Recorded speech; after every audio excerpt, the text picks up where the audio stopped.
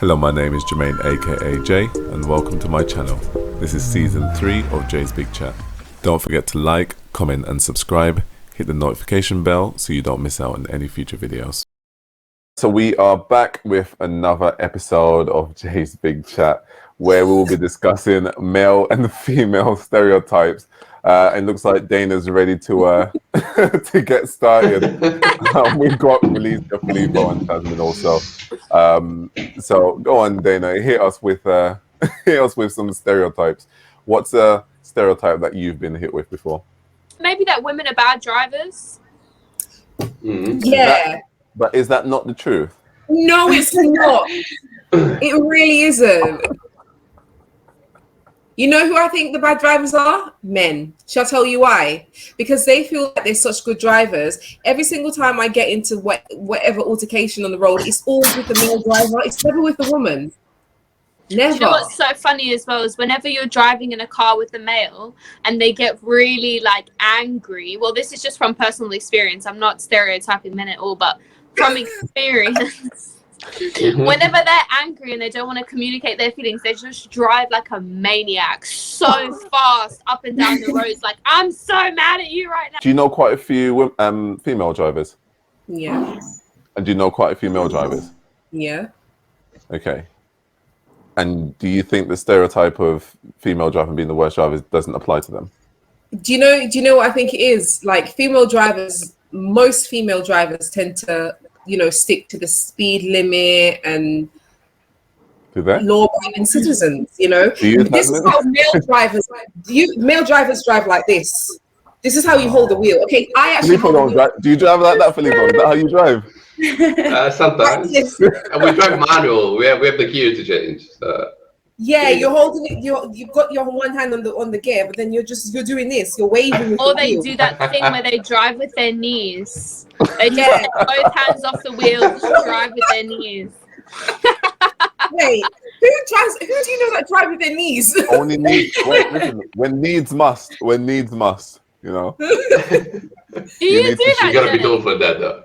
You need to shuffle the last bit of crisp in your mouth or something. No. I don't even know if I could do that. You see? Because you're a female driver. I'm joking. Oh, please. I feel like that's one stereotype that no one will agree or disagree on. Stereotype doesn't apply to everyone. I mean, there's always exceptions to the rule. Yeah, but when you stereotype, you're saying the majority. No, but it is true. The majority. All right, let's like by my experience, it's true too. Like I have n female friends and n male friends, and I have maybe 2 or 4 male friends who can't drive. Like they don't even have the driving license, but the majority of them can drive better than the majority of. I don't like where this conversation is going. No, but I feel like okay. Apart from you, Alicia, like Tasmin, you're a driver, and you know women drivers, okay? Like, what's your honest opinion on this one? Well, I don't really know how to answer that. Only because I think actually I've seen some men driving absolutely awfully. And you know what? The first thing that comes into my head when I see that, I literally think that, like, how do men think that we're bad drivers? Like even the other day, some guy was really like far over on my side. That happened like a couple of times. Both times it was men. So I think I don't know really where that comes from. That they like, maybe they were taught by a female instructor. Oh, you No. No, I'm joking. I don't want to start a war. What stereotypes have you been subjected to then, Jay, as a male? That you should be able to do anything that is manual labor, or you should love every sport, or be into race cars, or know how to change a tire. Is that really a stereotype? Yeah, it is, because if if we're in the car, if there was 5 of us in the car, and there were 2 guys and 3 girls, it would be expected that one of the guys will get out and change the tire. No, That's true. But that does have a clear base, which is that usually men are more physically structured than women, right? So if you have to do any manual labor, then it's a matter of who's got the more force, so muscles. So if I'm a tiny and skinny and very thin man, and there's like a big built-up shredded woman, then she will go out. I mean, I would expect her to go out probably, but yeah. So I think some stereotypes definitely are rooted into the biology of how we are, like physically. yeah. And I guess another one for me is that males don't show their emotions or don't have emotions. No, That's a big one. That's sad though. Yeah, but I think women don't want that though. Women want men to be more emotional. I always hear the phrase "be a man" from men. I don't ever really hear women saying because women in relationships, they want to see a man's emotional side. They want to see a man who can communicate, who can be honest about that. Yeah, but I still feel like that's a now thing. I feel like that's a now thing where communication of the acceptance that men are allowed to cry, women are allowed to cry, men are allowed to be strong and independent, women are allowed. Do you know what I mean? I feel like where communication and roles have been accepted to change and to adapt, I feel like that's where it's coming. But I would argue the fact that from 10 years ago and prior, that it would be expected of a man to be a man, and I don't think it would have just come from like the dad saying to the son, be a man. I think it will come from the woman, because the man had to always, was the one. Even in war times, you can't go on the battlefield and start crying. So like, be a man, toughen up, go out there and fight for your country. But who were the leaders on the battlefield? Men. No, but I'm saying, but that's what I'm saying. So it was men perpetuating that. But there was no, because I feel like there was no realm for weakness on the battlefield, whether you're a man or a woman. But the majority of the people on the battlefield were men. So it was men forcing other men to be like that. Not even the majority, because back then it was all men. There were no women on the battlefield. Or there were like nurses and stuff like that in medical tents and stuff like that. They did have some women, but most people were men. So you can't even say that's the stereotype that women were enforcing, because if you're talking about the battlefield, where were the women? Exactly. Yeah, but that stereotype also is rooted in our body structure. I mean, if you have to run, carry weight, and you're gonna pick someone who's more who has more muscles, right? It's the thing, like that men have always been the one hunting because they could run faster, and that of course has been enforced. And now we have women in the army, of course, but that's also because there are different kind of tasks they can do, and also women are also more they go to the gym. I don't know, like you can find more easily a woman that has more muscle than a man now than you could back then. But also, I feel like it was mainly rooted in the fact that when you're talking about reproduction, women are the more valuable of the pair, because it takes a lot more energy to invest and raise a child, to grow a child, in your belly. So women were seen as more valuable. So one male can impregnate however many females, but if you're getting rid of all the females, then it's a lot harder to have kids. So, so that's a stereotype there, and we're talking about roles like male and female, and people do get offended with certain stereotypes, and certain stereotypes have been broken and fought against. So the whole stereotype of the female must be the one to stay at home, look after kids and the housework, so forth, and the male is the provider to go and hunt and bring in the bacon, as you will.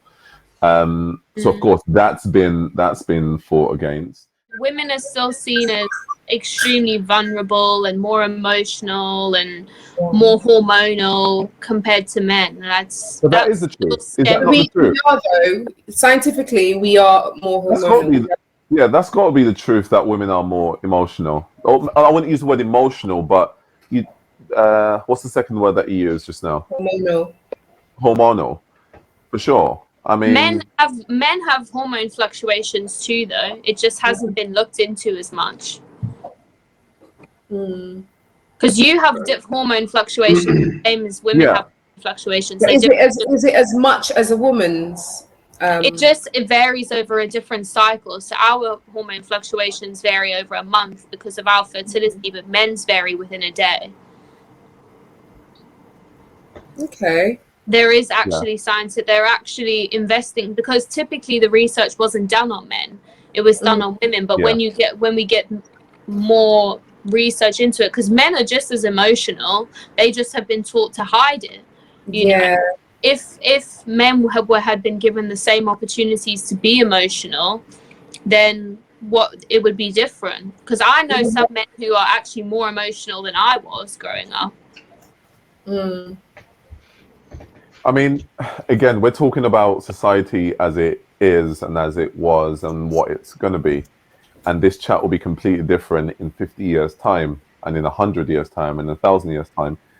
Because, and this is why when people say things like, oh, I don't know why this was ever like this. And sometimes until you kind of go back and look at society as it was, you'd realize why certain things were put in place. Not everything was justified and is fair. 100%, I completely agree. And the stereotype of women being at home and men being out is completely not what it should be. But I said I understand why it was like that at the time. Because if there had to be two individuals in a relationship or in a family, and one had to go out and work and one had to stay and look after the kids, then naturally you would say that the mother with the natural nurturing instincts and the precious one that can, as you said, that can have kids with how many, or you just need one woman and how many men to have to continue a generation, as it were. I think now that we're in like this day and age where freedom of speech and freedom of movement, everything else is a thing, it does allow people to say, or give people the option to be like, actually, I want to be a stay-at-home dad, you could be the working mum, because it works for this society. But it only works for this society because really and truly we've got machinery to do pretty much 90% of all manual labor jobs that we used to do prior machinery days. So you don't need that brute strength. You don't need those long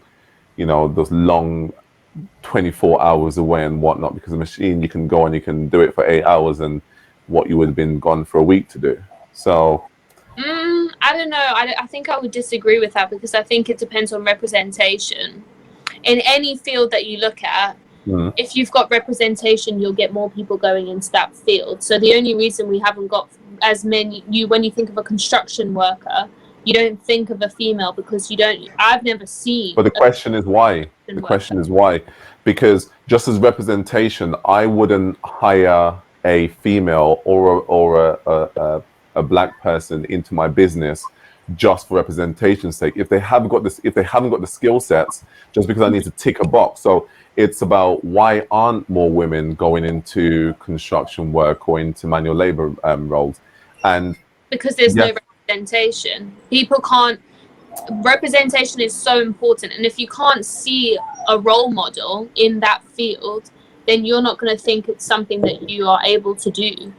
But if you start seeing people in those roles, then you think, oh, actually, yeah, maybe that is something I can do, and then you'll get more people going into that field. Because there are people, like, for example, only recently have I started seeing female bus drivers. Before that, all the bus drivers I used to see were male.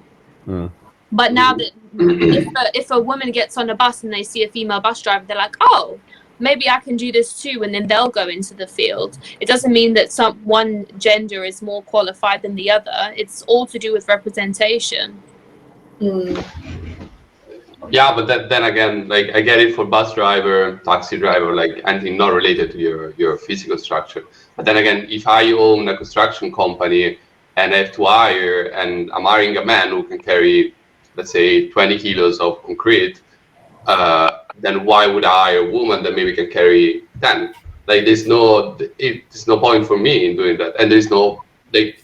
But that's stereotypical in itself, because you can't just assume that a woman can't carry 20 kgs of concrete just because they're a woman. There's multiple people in the gym, and also with Jay's argument about machinery these days, you've got the machinery to do that for you. All you have to be able to do is operate the machine.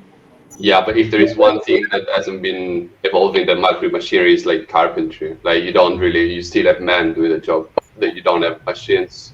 Like how do you call it? Like production line, then I get it. There, 100% of the things have been substituted by machines. But like still, if you have to build a house, you call a construction company, which is made by people. And what you say about, it's true. Like I wouldn't say, okay, if I have to hire someone, then I would base my decision on the physical structure of the someone. And on average, you can claim that men are more built up for the job than women, on average. I don't think there's anything wrong with there being particular jobs that only women do, like, which there are. Like, for instance, my wife works in a nursery, and I think women in a nursery, for me, a much better peace of mind than men being in a nursery, because the more reported pedophiles have been male. So the idea of me sending my child to an institute where they've got to change their nappies and so forth, and it being a woman, I feel a lot more comfortable knowing that there's a woman. I'm not saying it's impossible for a woman to be a pedophile, but I'm just saying, as far as studies show, more male are pedophiles and kiddie fiddlers and all that sort of stuff. So I don't think there's anything wrong with certain job roles being predominantly, not exclusively, but predominantly male or predominantly female. And and again, I don't think everything needs a fair representation, because if you're going to try and create a fair representation, then I don't even think that is fair in itself. I know companies that try to create a fair representation within their business structure, and it causes more harm than it does good, because they just try to tick boxes. Okay, we have 6 women in our senior positions. We've got 3 Asians. We've got 2 Africans in the Caribbean. We've got 6 male. And when they try to do that, they hire the wrong people. And I've personally seen they hire the wrong people, but because they need to tick the boxes, they're like, okay, fine, we'll have you. Okay, now you can represent this, you can represent this. And it's like, but you're representing the black, you're representing the Asian or whatever it is, but not to a high standard, because you ain't the right person for the job, So there is a fight, and definitely for equality and change when it comes to stereotypes and stuff. I'm having serious dog issues, guys. I literally can't even concentrate. No, because she's just causing havoc and sorry. No, it's fine. Do you not think that an individual should be able to choose whatever industry he or she wants to work in? Do you not think that that's how the world should be? So if I'm a woman, I should want to be, and I want to be a fireman, firewoman, that I can be a firewoman without saying, oh my gosh, you're a 100%. If you can, I totally agree. And if you can fulfill all of the check boxes that it takes to be a firewoman, 100%, regardless if you're male or female, 100%. A pilot, a doctor, a lawyer, a construction worker, yes. But I don't think if you're in an interview with me and Filippo, and they've already got 12 firemen and only 1 firewoman, that they go, actually, we need another firewoman in this. Yeah, let's get Relicia, who has not ticked all of the boxes. And we know that you're not going to tick all the boxes, but we're going to get you in just for representation. That's where I think the problem lies. But people can always be trained. I think you're forgetting that someone might not be where they need to be when they first apply, but if you're willing to put the extra time and resources into training that person so that they are as a high enough standard, I think that's important and it should be done. Because representation does matter, you know. I know you don't want to necessarily like, if it was a doctor, for example, you don't want to hire someone who's not going to be as good just because, but like, who determines exactly who's good enough? No, but I feel like there's certain fields. Do you remember when there was a time where a male couldn't be a nurse? And if a guy said, "Oh, I'm a nurse," he would be laughed at because a nurse was, you know, a female role. But now there's thousands and millions of men who are nurses, and it's a normal thing. It wasn't like that before. So this is what, like, I feel like whatever you want to do, you can do. It doesn't matter of the gender. I understand you're saying, you know, the male body physically, you know, is a lot more stronger than the female body, but what Dana's saying, anyone can train to.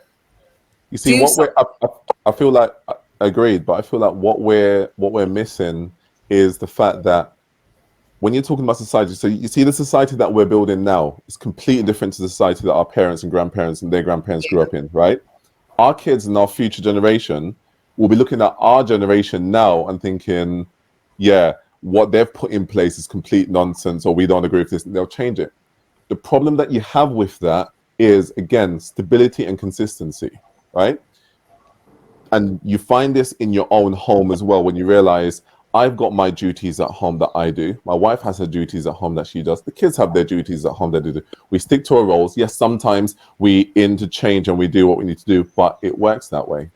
So all I'm saying is, it's been generations that nurses who have been carers and the more caring souls have been women, right? And whoever else has been male. And so certain jobs were created, and given to certain, and to give to either male or female, based upon their attributes or their skill sets or their natural ability.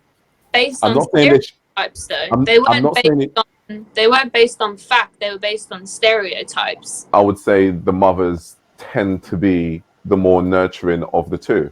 Like, yeah, but what I'm saying is that just what they're taught to do. Yeah, but taught by who? By their previous ancestors, because culture is passed down. Yeah, exactly. But I think like everything culture can change. But I feel like everything has an influence. I think everything comes from somewhere.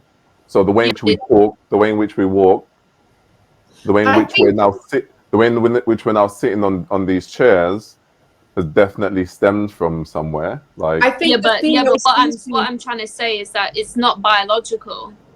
But I actually think it is biological, because if you look at, even in the animal kingdom, female species are more nurturing and caring than male species. You have like the odd like penguin who actually are male penguins who actually look after the young, but in the animal kingdom, the female species are the one who are nurturers, the carers, and also the male species are the ones that actually go out and do the hunting and are the physical side to it. So maybe scientifically we are supposed to be the caring ones, the ones that are more nurturing. Yes, there's men who are, and human, I'm talking about humans now, who are nurturing and caring, but the majority of women, I think, are the caring ones.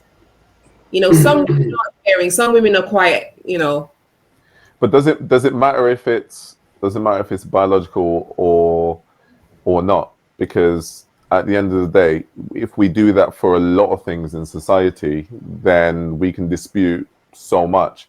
I don't know if it's a stereotype, but maybe it's just a social expectation, but they're very related. But the man should pay for the dinner. Like, that's a classic thing. Or the man should make the first move, or the man should be the one to initiate. I like that as well. I like that. These are more like, they're not. Yeah, maybe they're more social expectations, and even those I think are changing. to some extent. Like nowadays, the newer generations is more, oh, let's split, let's do, I don't know, 50-50. But there are, I can definitely still see that as a thing. Yeah. What's everyone's take on 50-50 then? So I said, what's everyone's take on going 50-50 on a date? I think it should be. Offer to split the bill, but I think it depends on who earns more. So if I'm going on a date with someone who's earning like 3 times the salary as me, then I expect them to pay more of the bill. But if I'm earning more, then I pay more of the bill. Okay. I don't know if I agree with that one. I feel like I've been in a situation where that's happened and I've been like made to pay for like more things because of my income. So I don't know. I don't think that's fair. But I do also agree with like splitting it. I think it's good to be equal and fair and stuff. But yeah, that's an interesting one. But if someone earns maybe like £800 a month and then someone earns like £3,000 a month, the person earning £3,000, whether that's a male or a female, should theoretically pay more of the bill. They've got more expendable income. But saying that it should do it is wrong. Like you can't, expect someone to pay just because. It should be him or her in the first place saying, okay, like do the math. Like I earn like 3 times as much, 4 times as much. I'm gonna pay for it. Yeah, I'm not saying it should be a thing, but I think, that's the way I would work it in my relationships. I feel like the 50-50 thing kind of goes, I think, to presume or assume that someone should. Like, for instance, if you know like someone's earning more than you and you're sort of you then sit there with the expectation that they would pay, but then they obviously don't have that same they might not have that same that same theory as you. So they will then either expect you or expect to go hard. So I think it's one of those cases of, regardless of who earns what, if one person can't say it's all right, I'll get it this time, or I'll get it, then if it's just 50-50, then it's 50-50. But I think I hate the whole like 50-50 and you get it this time. I don't want to hear you get it this time or I get it this time. I go with the flow. So if we're going out and the bills come and I say, I got this, he might say, no, it's cool. And I'm like, no, I got it this time. Then I tap my card. We might go out another time. Be like, no, I got this. If it's takeaway at home, I got. So I feel like it shouldn't be, I paid last time, you paid this time, or you make this amount. I feel like you just kind of go with it, Like I feel like it's a treat each other, because a relationship isn't one way, and I don't want it to be a thing where we're gonna the bill comes up to £150, let's split it in the middle, you take half, I take half. It should be someone books the cinema ticket, someone buy the popcorn, just how I kind of like. Maybe I'll do a part 2 to this, but I do think that there are some stereotypes that stem from some sort of the truth. But as I said, we'll do part 2 on this one. I think it's important to remember that the truth is not fixed. It might have been true 20 years ago, but it's not true today. So agreed. Why is the stereotypes today? And that's the reason why I said it's around today, because it's been embedded so well. The fact that this is a man's world and it's a white man's world is something that was embedded thousands of years ago, so deeply, so strong and so deep rooted that up until today, you've got everyone fighting against it, whether or not you're a woman, whether or not you're a black person, whether or not you're an Asian. Like, you've got so much people fighting against it, and you're wondering, after all these marches and all these protests and all these uproars and all these wars and stuff, why hasn't it just changed like that? It's because it's been deep rooted. So stereotypes is exactly the same. I feel like it's so hard to just say, all right, guys, listen, forget those stereotypes. We should do what we want to do, if we want to do it, when we want to do it, because we want to do it. Okay. And for that, but that's what I was trying to explain to you, that the stereotypes are based on culture and what we're taught, rather than biological reasons. Thank you, guys. Thanks for joining me on this one. Thank you. Thank you. Yes. Bye. Bye. Don't forget to like, comment, and subscribe. Hit the notification bell so you don't miss out on any future videos.